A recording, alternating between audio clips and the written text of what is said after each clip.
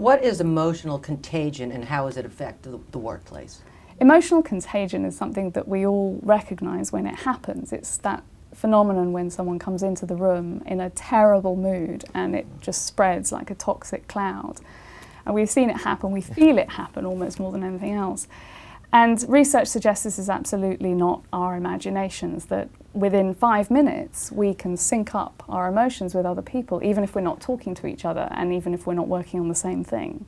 So it really matters to recognise the fact that someone's mood, if they're in a very strong mood, will permeate the space around them. And I learned this actually quite early in my career at McKinsey. I was working in London at the time, as you might be able to tell from my accent, that's somewhere I've spent a bit of time. And I'd had a terrible commute, usual problems on the subway.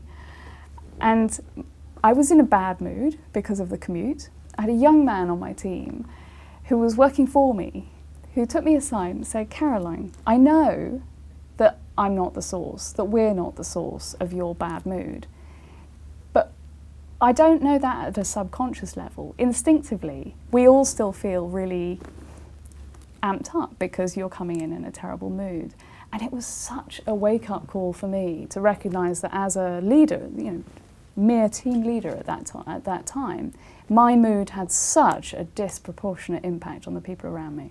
Now, do you find that if it's a leader in the group versus, like, say, a vice president, a CEO, versus an intern, if that intern comes in with a negative attitude, does that permeate the group as well, or do we tend to look at people in authority that affects our moods more? What is the correlation? It's a good question. So obviously the dynamic is going on whatever the level of seniority, but there's other evidence to suggest that those who have higher status in the room will have more effect on the room. So we are naturally not just conscious of signals of inclusion, but also we're naturally scanning for signals of seniority and status as well. So yes, if you walk in and you're my boss and you're in a foul mood, yeah, that's probably going to have a bigger effect on me than the other way around.